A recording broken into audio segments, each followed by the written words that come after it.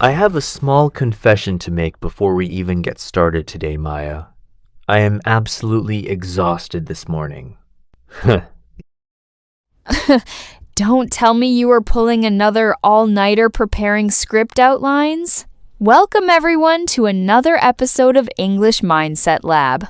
Let's see why Leo is in this strange mood today. I wish it were that noble. No, I actually stayed up way too late watching productivity and home organization videos on YouTube. The irony is beautiful, isn't it?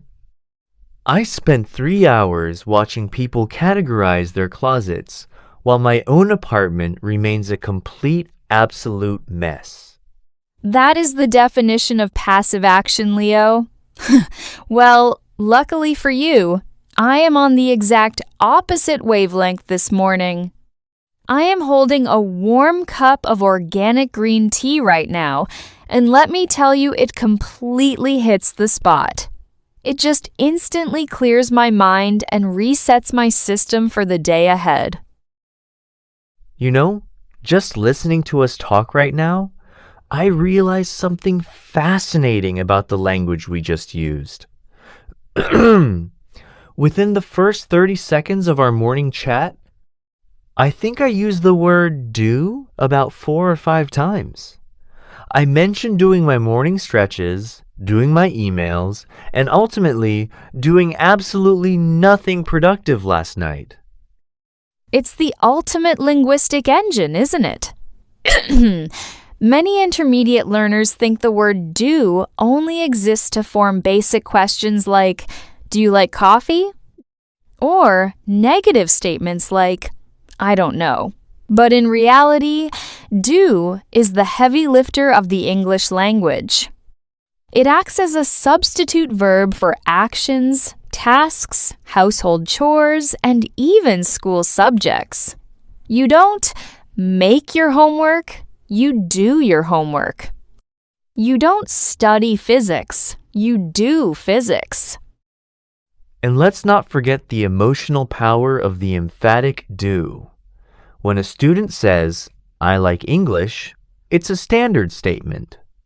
But when they shift their mindset and say, I do want to achieve fluency, that extra do injects pure weight, intent, and human conviction into the sentence. It signals to the listener that you mean business.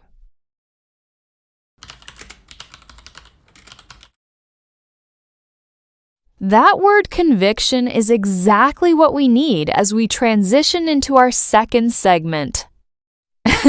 Let's address the massive elephant in the room for our community, that deeply frustrating feeling of being completely stuck. The experience where you listen to a podcast, understand every single word we say, but the moment you open your mouth in a live meeting, your brain completely freezes. Psychologists call this the illusion of competence, because your brain easily recognizes vocabulary passively while listening. It mistakenly tricks you into believing you can actively produce those same words from scratch under pressure. But recognition and production are two entirely different neural pathways. I love using the metaphor of a tree to explain this to my coaching clients. When you are planting a seed and nurturing a tree, a massive amount of growth happens completely quiet, unseen, and under the ground in the roots. Just because the trunk of the tree doesn't look taller today doesn't mean it isn't building a massive foundation below the surface. Your passive listening is building your roots.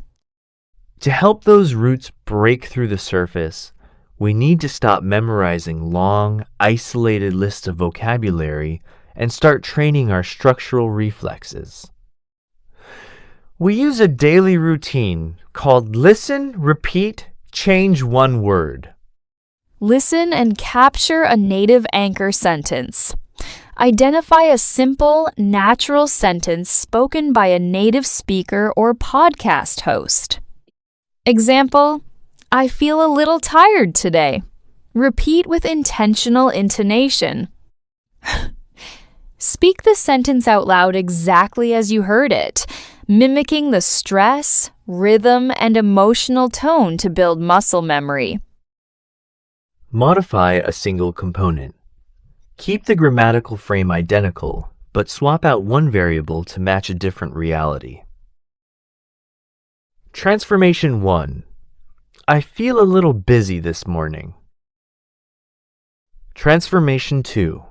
I feel a little nervous this evening. By practicing this change one word drill for just 2 minutes a day, you stop viewing English as a puzzle of rules and start seeing it as a flexible, dynamic pattern that you control.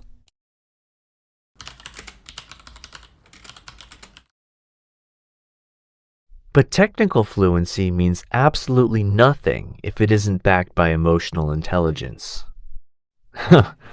Let's step away from the mechanics of speech for a moment and talk about the heart of language, human connection. This is something I've been thinking about deeply this week, Leo. Think about the stark difference between the mechanical, corporate, transactional phrase, "How are you?"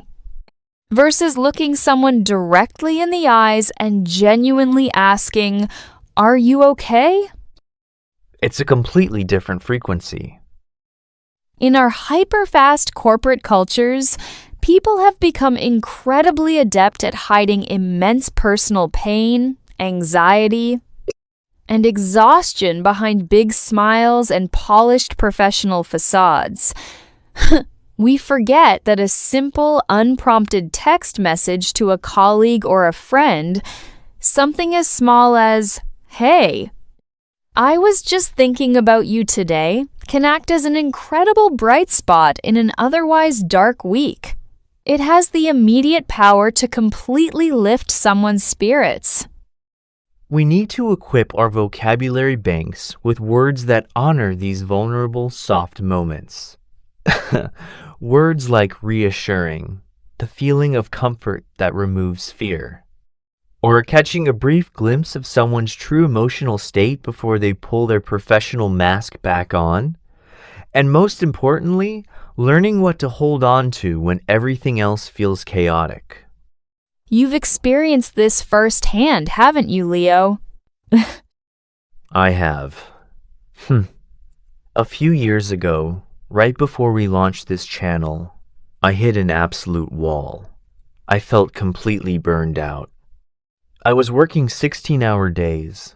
My creative reserves were completely drained, and I felt like an absolute failure. One Tuesday afternoon, out of nowhere, an old colleague of mine sent me a short text message. It didn't ask for a report. It didn't ask for a meeting. It just said, "Hey man, I was reflecting on our past project today. You are one of the most dedicated people I know. I'm proud of you." That gives me goosebumps just hearing it. It completely altered the trajectory of my entire week. It broke my isolation. That is the true takeaway of this segment. Learning English isn't just about constructing flawless grammatical sentences to impress a board of directors. It's about discovering the semantic keys required to truly connect with another human being.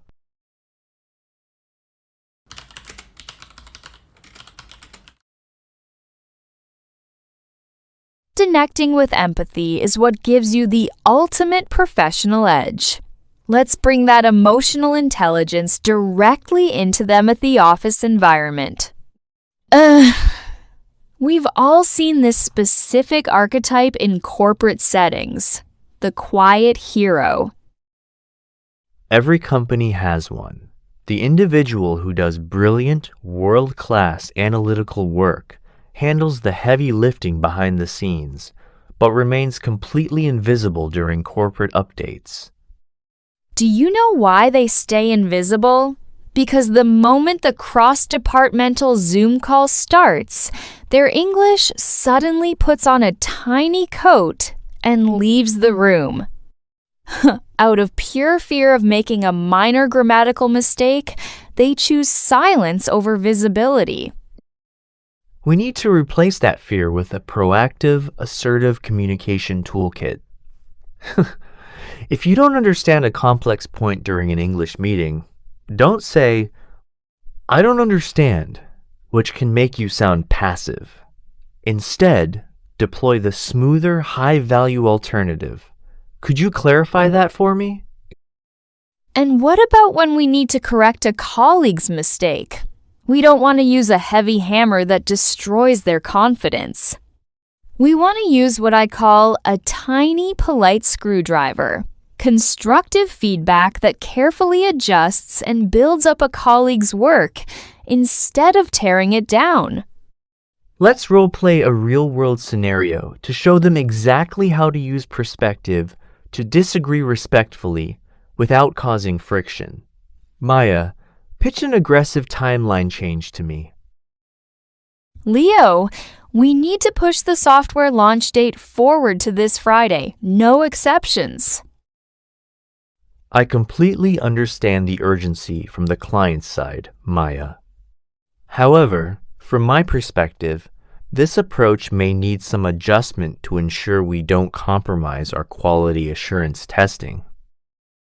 Notice how Leo didn't say, "You are wrong," or "That's a bad idea." He established his viewpoint using the phrase, "from my perspective." It signals that you are an equal stakeholder offering a strategic pivot, rather than an adversary starting a conflict.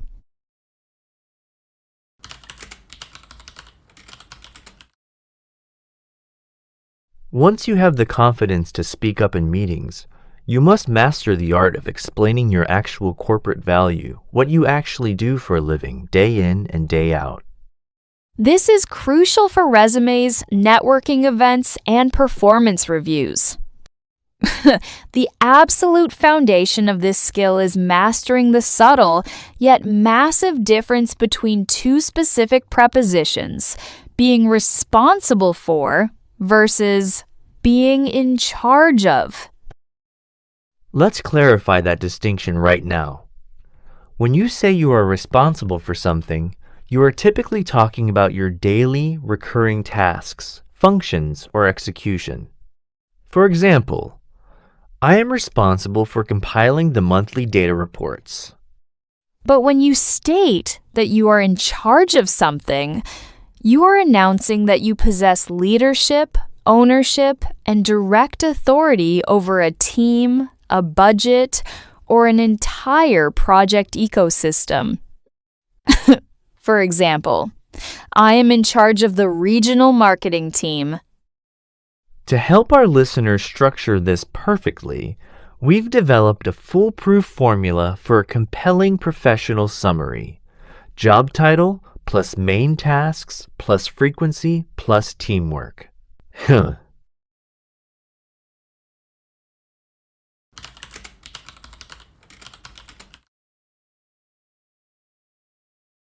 Now, let's step into the vocabulary lab to break down the 10 high-value terms and expressions we use today. This is where we transition passive recognition into active mastery. To hit the spot. An idiomatic expression meaning to be exactly what is needed or desired at that specific moment. For example, that green tea really hits the spot. To clear one's mind. To remove stress, clutter, or distracting thoughts to achieve mental clarity. Emphatic do. The strategic use of the auxiliary verb do, does, did in positive sentences to add extra weight, emotional intensity, or conviction. Illusion of competence. A cognitive trap where recognizing or understanding a word passively tricks your brain into thinking you can use it actively.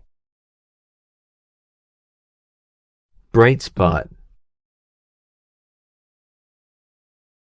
A person, thing, or event that brings joy, hope, or relief into a difficult or stressful situation. To lift someone's spirits. A beautiful idiom meaning to make someone feel happier, more optimistic, or encouraged when they are down. Reassuring. Comforting and calculated to remove someone's doubts, anxieties, or fears. Invisible.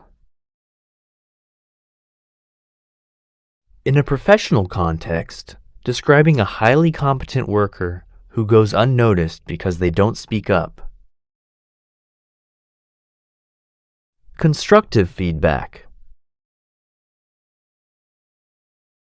Specific, actionable advice designed to build up and improve a colleague's performance rather than criticize it. In charge of. A phrase denoting direct leadership, management, ownership, and authority over a team or project distinct from responsible for.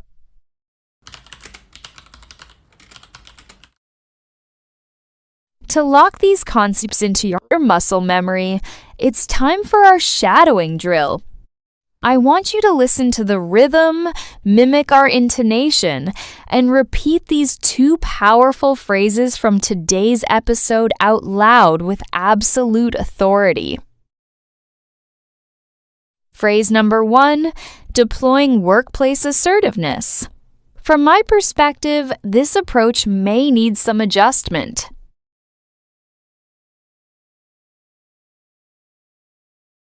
Phrase number 2, anchoring your growth mindset. Consistency will always be infinitely more important than speed.